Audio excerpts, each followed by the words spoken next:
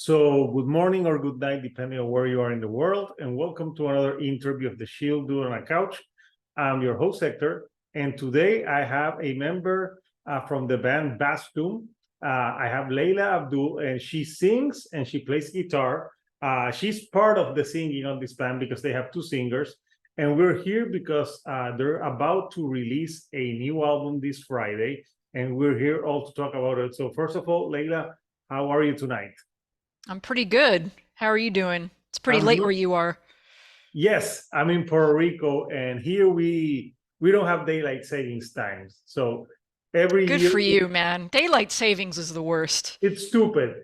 It is. Because here the only thing is that like if they would change it, it would be nighttime at 5 p.m. I'm like, I'm like, what is the point with that? I remember a year and a half ago being in December in San Francisco and being like it was getting like it was already dark like at 4:30 in the afternoon. I'm like, what the hell? What the fuck is this? Like, Yeah, it's worse even further north. no, I imagine, Yeah. yeah, there's places like I think Canada, Scandinavia. there's places in Alaska that I think they have months that it's forever night and other months that it's forever day. So yeah, it's pretty interesting. So no, I'm happy to live in a place where there's every year we have the same time zone, so there's no confusion. Awesome. It's only harder to coordinate these things with the 4 hour difference. So uh Right. so yeah, the I listened to the album, and the album I went to Catholic school, so so I really I did not. So I it's too bad Dan can't be here with us because he had that upbringing, Christian or Catholic. I'm not actually sure which, but yeah, I'm not going to be able to like answer questions about like Catholicism, but I can talk about sort of how it maybe like how just the overall concept applies in our the new album, but not with a whole lot of detail. so with being two singers in the band, does Dan do most of the lyrics, or do you combine lyric writing for the We band? combine. We split the writing half and half. So, but it's usually like one whole song will be all of his lyrics, and another song will be all of my lyrics. And then when we get together to record, we'll divide up the lines so that we're both singing on all of the songs. But so I can speak, to certain songs better, and he Yeah, can speak to other just let songs me better. know which songs you wrote. Yeah. But Oh yeah, yeah, sure. I was reading the lyrics for this album, and it's pretty fucking brutal. Yeah. Yeah, yeah. In the it's strong subject matter. I went to Catholic school, but it's not that I love it. But yeah, it's like it's interesting because the name of the album, I'm going to show the album artwork, which was also done by Dan. He did the artwork. So yeah, this artwork is pretty cool, and obviously there's there's a lot of blasphemy in this album artwork. But I know that you didn't do the artwork as well. It was Dan, but do you know like what he was trying to convey with this artwork? Well, I know it's Christ in the agony garden, which is where he was hanging out before he was crucified. And then I the like double how you cross. loosely Yeah. say that he was hanging out.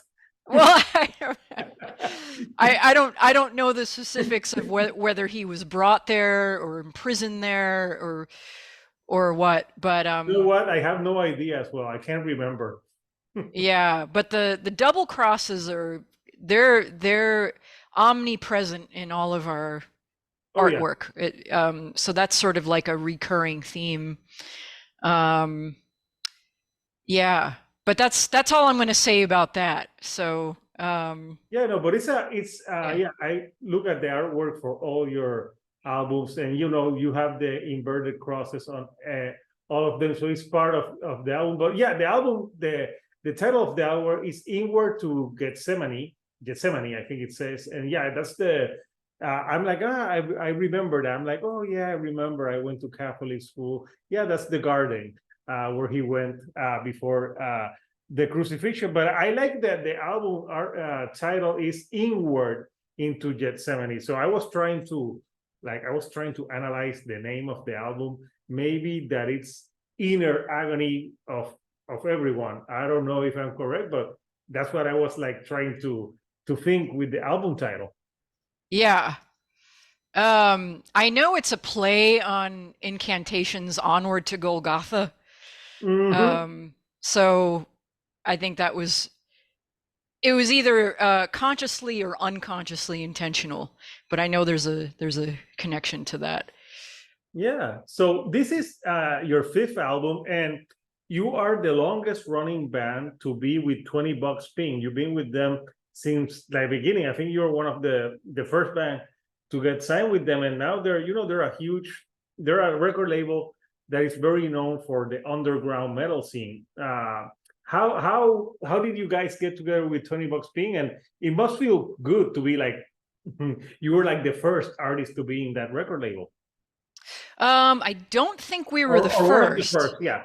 I don't even know when they started. I think it was at least 10 years before we started, or almost 10 years But you've been the longest we running were signed. act to be with But them. we are the longest running, 14 years on the label. That's right. I had heard of them shortly after I moved to the Bay Area in 2003. They put out bands like Asunder and Graves at Sea. These were pretty known doom metal bands on the West Coast that were pretty popular at that time. My previous band, Hammers of Misfortune, I know they also released some of their vinyl before I joined. In 2010, I think, is when I joined Hammers of Misfortune. And I'm no longer in that band, but I had heard of them. I used to be in a band called Bastard Noise, and That's a cool I know name. they released some Bastard Noise stuff back in the mid to late 2000s. So that name had been, circulating about for some years since I've been in bands, and we just went out on a limb and contacted them, and they replied pretty quickly, and so yeah, the rest of that is history. Yeah, and you've been with them so a long time. So I'm guessing they treat the bands well, and they have their ear in the underground. I actually heard of 20 Bucks Pink more like the last few years. Before that, I hadn't heard of them. But now that I talk to many bands, it's a name. Usually when I get like a lot of there's a lot of like underground metal bands that are with them. So this album is the follow-up to Official Purge that you put out in 2019. So how did you approach this record differently from that one? I have to say we didn't approach it that differently. So for this record and the last two, so Official Purge and Hole Below, are the three albums that have Shelby Lermo as our other guitarist. And since Hole Below in 2015, he and I have been sort of the sole songwriters for Vastum, for the music. And we would basically just write on our own. Like we would each write 3 to 4 songs each. And then but we weren't like collaborating on the process. So he would just kind of go off and write his songs, and I would write my songs, and then we just kind of put them together.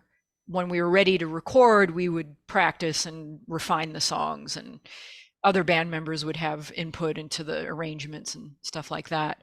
But yeah, it's a pretty solitary process for the most part. And our styles are kind of different. So you have a song like Corpus Fractum, which I tend to write sort of the longer, more sprawling songs. And now I was gonna ask you, because the album Closer, I'm like, you wrote that one, right? Yeah, Dan wrote the lyrics and I wrote the music, and Shelby tends to write sort of the tight bangers like Indwelling Archon, and Vomitus, and Stillborn Eternity.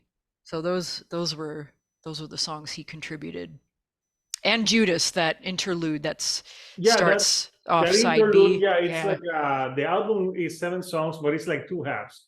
You have the Right. first 3 songs, then you have Judas, and then you have the other 3 songs. So Judas is like the part where the middle part. And I was wondering, since this is all about like the name of the album is like Jesus, like before, and obviously Judas is like if you think of Judas, he's the world's maybe most known snitch. Right. Right. Yeah. Yeah. And That was definitely, that was Dan's, he titled that. And yeah, I think naming that song was intentional and really evokes a lot of the emotions in the album and ties it to the overall theme. But yeah, that feeling of betrayal, um, the yeah, betrayer and the betrayed. Yeah. yeah. So I know you wrote some of the songs. So let's talk a little bit more about the themes on the record, because what is like the constant theme in this record that you would say? I think a lot of it is psychological pain and abuse, and um, dealing with the darkest part of ourselves. And I think Dan and I have kind of captured that in different ways. Like, he used more of the religious angle, and I used more of like the life experience angle, or dreamlike imagination of the worst thing I could possibly conjure up in my fantasy. So yeah, I would say all of that. It's pretty covers kind of a wide range of psychological torture and abuse and intergenerational trauma, which I go into with the first track, In Bed with Death. That's a great album opener. Yeah. Awesome. Thank you. Yeah, I really, really dig that one. I can write bangers sometimes too. Well, yeah, but yeah, those are like the longer songs. And I was reading because the lyric sheet that came with the promo, and you guys have a lot of lyrics. I'm like, wow. I'm like, one of the song is it felt like it was a pretty long song, and the structures. It's not all the time like chorus, verse. Like you guys go in different directions. Oh Uh, yeah. Yeah, I is don't know that how to write challenging? that structured. I just kind of do what feels right. But the vocals go by fast. Oh So yeah, that's why yeah. yeah. Yeah. So the first song, yeah, I thought the first song was pretty interesting. Can you elaborate a little bit more, like what exactly In Bed with Death is all about? I don't know if I want to go deeper into Well, that, but yeah, maybe just a little bit skim through it. yeah. Well, It's yeah, pretty, intergenerational trauma. yeah. Knowing that abuse doesn't just come out of the blue in a vacuum in one person. It traces all the way back to the beginning of, humanity, and it just keeps going. And we're carrying that from our parents and grandparents, et cetera, et cetera. No, yeah, like there's part of the lyrics that like when he says growing erect in utero, remembering of being violated by his mother, violated by his father. I'm like, yeah, wow, yeah, this is brutal. It's very like deep subject and strong subject matter. So I was, because sometimes in death metal I can't understand sometimes all the lyrics, so I like to look at it's good to look at the lyrics, but I could understand a lot of what you guys are saying in the band, because it's death metal, but like you guys are singing in a way that you're enunciating that you can understand, because sometimes there's some death metal bands, they're like "Brr, brr, brr, brr." I'm like, what the fuck are you saying? You bring up a really interesting point, because for the death metal aficionado, Mm. um, like, yeah, we are, and my vocal styles are very articulate, right? You can make out words here and there. And then you have like people like my parents who listen to the record, but like, I can't understand a single word. This is just all noise. It doesn't make any That's what my sense. parents would say. Yeah. They like, how the hell can you listen to this? Right. So it's like you have to be a little adjusted to the genre in order to Hmm. like have that kind of ear where you can make out all the words. But yeah, like if you listen to tons of death metal, there's this wide continuum of bands that just aren't trying to be understood at all. And then you have like death, right? Like Chuck Schuldner's style is so articulate and just even Carcass, like Yeah. thinking of bands that really enunciate that have influenced me too. So those are some examples that I can think of. Yeah, even bands like Cannibal Corpse, I Oh can yeah. have to understand them, but Yeah. then you have a band like 6 Feet Under that I'm like, oh my God, Right. I can't Right. Right. understand Right. anything. So yeah, Totally. but I think it's like what you say, the trainer, because I listen to all type of like metal and rock. So, but yeah, you have to, once you listen to more like, and you get a sense of like you can understand it. But for Yeah. a normal like non-metal human being that will listen to it, he would be like, no, I can't understand anything. But it helps to have the lyric sheet and listen to and read them as long as you're reading them so you can get a good idea. But yeah, the album, yeah, it's pretty, obviously your name Vastum means waste in Latin, which I think it sounds cooler, Vastum than waste. So it was a good idea to put it in Latin. Everything sounds better in Latin. Yeah. It makes it sound more metal, doesn't it? Yes, Yeah. because Yeah. I think like yeah. I think vastum in Latin has multiple meanings, doesn't it? yeah, I looked That's for kind of one what of I the yeah. meanings. It was like one of the meanings was waste. Right. Waste, emptiness, Mhm. vastness. Like Like a I bat. loved all of those juxtapositions, like that sort of captures something big and like a big nothing. That was sort of going through my head when I came across that word and thought, oh, that would be really cool to name our band that. Yeah, it's a cool band name, and when you listen to it, you get a sense like, yeah, this is gonna be pretty brutal, and usually they are. So growing up for you, I'm interested, like what were your like main influences? Well, there are different stages of musical influence, right? I mean, I can go as far back as like Hmm. being a baby, What? and having parents who were like these frustrated musicians, like they're really musically talented, but didn't really fully realize the potential of their talent. And always playing music in the house when I was a kid, like my father's family's from Egypt, so I was like some of the first music I ever heard was like Arabic music, and then my mom was totally into like R&B and soul and pop music and David Bowie and stuff like that. And all of that really, really early stuff had an influence on me, how I approach music, how I think of tonality and um, songwriting, not just with Vastum, but my solo work, which is a lot of people think is a drastic opposite to Vastum. I don't really think Well, that, but that's what solo works yeah. are for. I mean, I never understood why people get mad when someone does a solo work. I'm like, it doesn't sound like their main band. That's the fucking point. Yeah, yeah, yeah, for sure. And that was sort of like when I started the project like 10 years ago, I wanted to do something very different from any of the other projects. But yeah, but then I got into, I've been playing music like classical and jazz music as a kid. I was in all the orchestras and bands and all that stuff.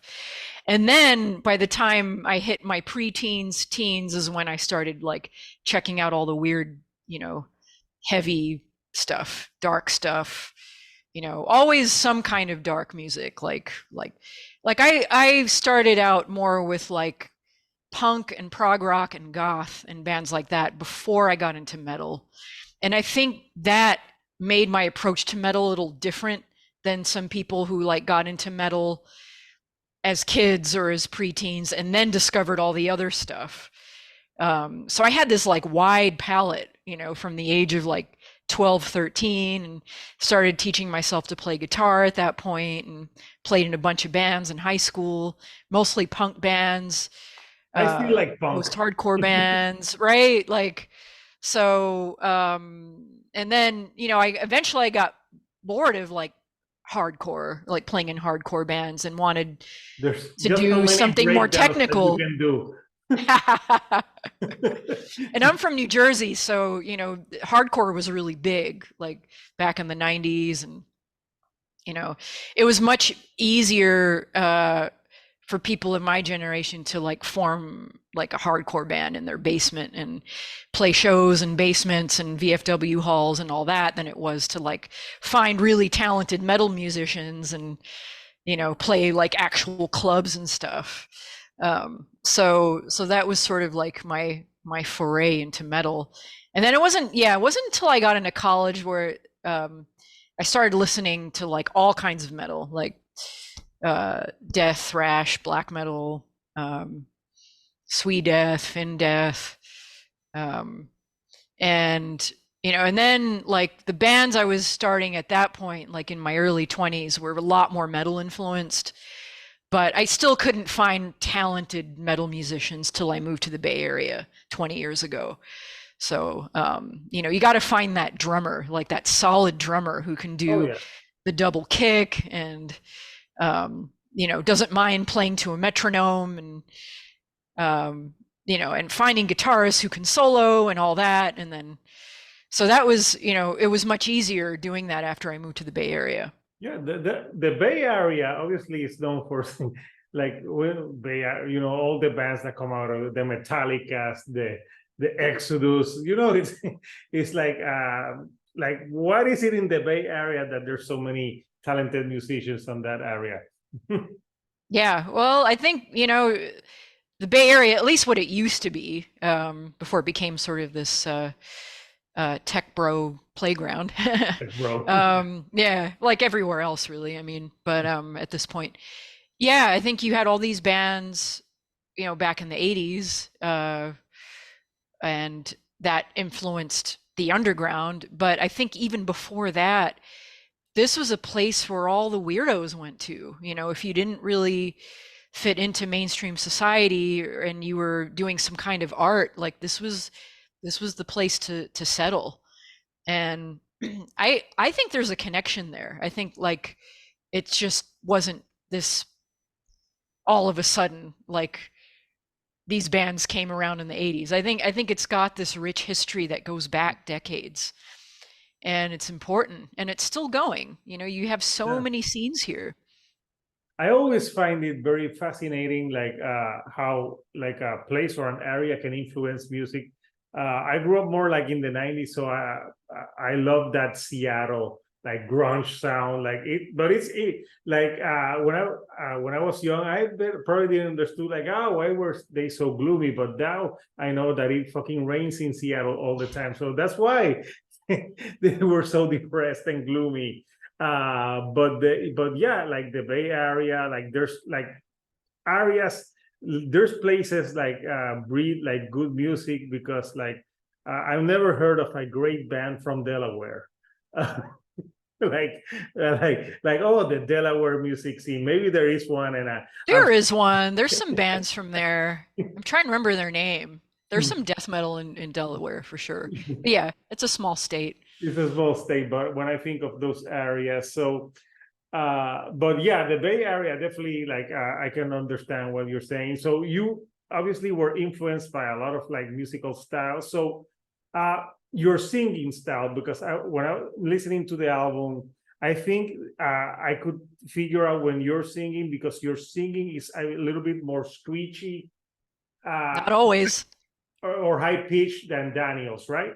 Not always. Not always. Okay. This is what Yeah, this is I was yeah. trying to see I'm like trying to see, is this Daniel or is this Leila singing? Because sometimes I couldn't tell. Yeah. We don't want people to tell. It's No, no. intentional. Like there was a review that came out today that was talking about the song Vomitus, where there's this really high screech in agony, and they just assumed it was me. But that's actually Dan, and I do the low like response to that. So the agony guard and like the low, like I So do that. they were wrong. I didn't assume. I just Yeah, didn't know. yeah. I think this is her. No, I didn't know which. I know there's two singers, but I couldn't tell which was which. So Yeah, yeah. I mean, most of the time I'm probably doing the screechy parts, but I'm doubling myself on the record on the lows, like in bed with death, violated by his mother, blah blah blah. I'm doing both the high and the low there. And then Dan's trading off with himself in the verses. So yeah, it's not always clear who's who, and we like it that way. yeah, I think that it keeps people guessing. Plus, if when you're doing it live, I'm guessing since you both do both styles, like maybe if one of you is having like an off night, one can do more of the vocals than the other. You bring up a very you're reminding me of a show where that did happen, actually. We were on tour in Europe in like 2017, and when we got to Germany, I my voice just crapped out. It was like uh just gone, like laryngitis. Like I got a slight cold, but then it just all went into my throat, and that Oh was it. I was down for the count no, for a you whole can't show. sing when your throat is hurting. Right, right. Like if it's just a tiny bit, I can pull through. But this time it was like I couldn't even talk. Like it was just that was it. You need to do And what James Hetfield does. He has some honey because he grows bees and he takes the honey, and that's how he can go like the yeah. that's cool. I mean, I tried that. I had tea, I had honey, the slippery elm bark, all that stuff, but that takes some time to kick in, right? So anyway, Dan did all the vocals for that show. And it was weird for me because it was hard to remember my guitar parts without also doing the vocals, Oh, right? maybe because you're used to doing the vocals and the guitar at Yeah, the all same that time. muscle memory. And I was like, oh crap. Like, how many times do I do this part? So I found myself just sort of mouthing the words so I could like remember where I was. But yeah, that was the one show where we did all of that. And then by the next show, I was just barely good enough to do everything again, and So you felt like you were pretty bad. doing like lip syncing, Milli Vanilli, TikTok, or something like that. Yeah. Basically death metal Milli Vanilli. Yeah. Yeah. I mean, not I feel though totally. so bad for those guys now because basically Oh yeah. everyone does what they were doing Right? Oh my back in God, the that's day. so true. That is so true. One Yeah. of Too them bad for committed them. suicide because it's tragic, and now everyone does that shit. And back in the Such bad day, timing.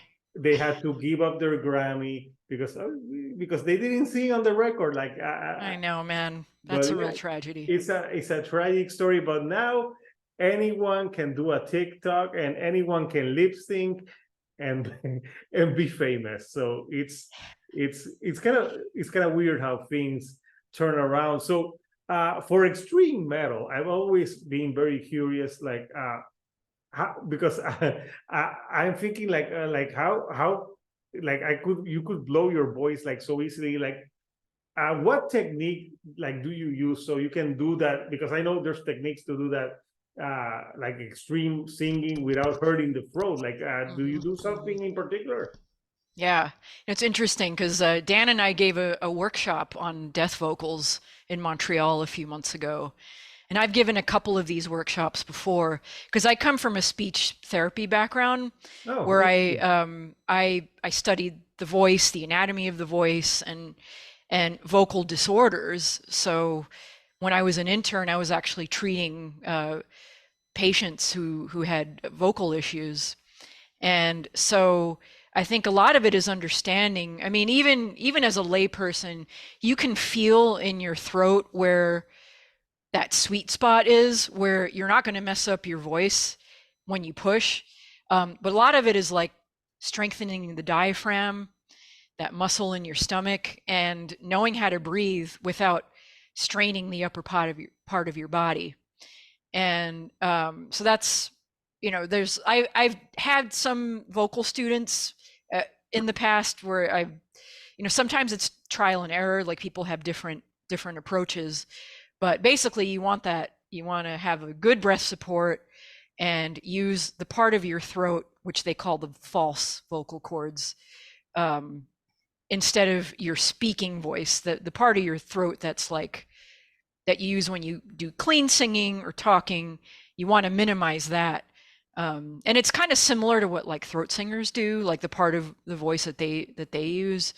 But so that's part of it. It's practicing those muscles. And then also, when you're on tour, going on vocal rest after you get off stage, like don't go out and talk to fans. That's going to ruin your voice, more than the set that you just did on stage, right? Yeah. So, hydrating with room temperature water. Yeah, that's because if it's too cold. But it's funny that you were saying the exercises, because last week I blew my voice karaoke Four Non Blondes, What's Up? I blew my voice singing that song. So that song is like evil, because once it gets in your head, it's never gone for like it's days. a great song for karaoke. Yeah. But that's awesome. Obviously that's not metal, but like if you're not a singer, I blew my voice. I even uploaded it to YouTube because like I thought it was funny. It was a Halloween party, and I'm like, yeah, I'll sing that song. But nice. Yeah, it's pretty interesting, and also that the enunciation. So now I can understand with your day job, like how it is that you translate that to what you do with Vastum. So, well, actually, I dropped out of grad school. That's okay, but I never went into, like, I did internships and I started a PhD and then I dropped out. And I never looked back, because I knew that if I went into that field full time, that I wouldn't have enough time to do music on the level that I want to be doing. So I've been doing part-time administrative work for the past 20 years so that I could have like time and energy to do music. So I left that career behind, but I did retain some valuable, information to do, this vocal style, and to teach on the side every now and then. Yeah, but it's pretty interesting. So I would recommend this album to anyone who likes brutal death metal, but brutal death metal with subject. It's not like brutal for being.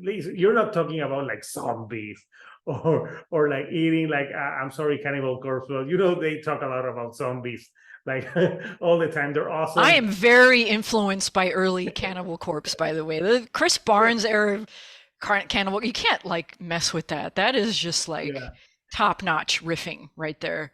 But yeah, more heady subject matter, more atmosphere, more ambiance. There's a little bit of like black metal too, I thought, to the sound of the band, because there's atmospheric, like you said, there's a few songs that had like some atmospheric themes, like at the beginning, at the end. So it gives it a little bit of like different flavor. So for people who wanna, I'll put the link for $20 ping so they can pre-order. Is it gonna be out on vinyl, right? Yeah, there's multiple variants, and they all look stunning. So you can't lose. They all look really good. There was like a decibel variant too, like a splatter. A gray splatter of that, and it'll be all out on the 10th, this Friday. So now, when you put out now the record, what's next? Are you gonna do some like shows? Are there concerts on the way? We've been invited to some festivals next year. We're having to reconfigure our lineup. After Shelby left the band, we're auditioning new guitarists. So once that's in place, we're definitely going to be playing some shows. Yeah. And working on a new record. Something always happens. Yeah. Someone leaves. Always. At least it wasn't the drummer, because it's Well, harder to find drummers. yeah, no, Chad's amazing. We're really lucky to have him. We've had a few drummers in this band already. But yeah, I'd say the drums and the guitars, those are the hardest shoes to fill. Yeah, I'm not in a band, but yeah, I would guess so. But because I've talked to a few bands, especially thrash metal bands, and they always I'm like, oh, it's so hard to find like technical drummers for what we're gonna do. So yeah, Leila, it's been great chatting with you. It's been very fun and entertaining, and also I think I've learned stuff, which is always good to learn things in these things. So anything you would like to say to the fans before we go? Yeah, thanks everyone out there for supporting us this past almost decade and a half, and we're stoked to keep it going. And you know, we'll see you next year. Yeah. So people, you heard it. The new album is out this Friday. Pre-order it and go on the band social so you can know when the shows and the festivals will be next year. Because yeah, we're almost at the end of the year. Like, who the hell wants to tour during Christmas time and Thanksgiving time? It's kind of hard. Because you don't know if like people are gonna actually show up or they're gonna be like traveling and stuff. But yeah, I'll put the link so everyone can pre-order that, and it's coming out this Friday. So Leila, again, you have a great night. So until next time, people, this is Hector, the Shield Dude on a couch, and I'll see you all right here on the couch. Thank you and goodbye.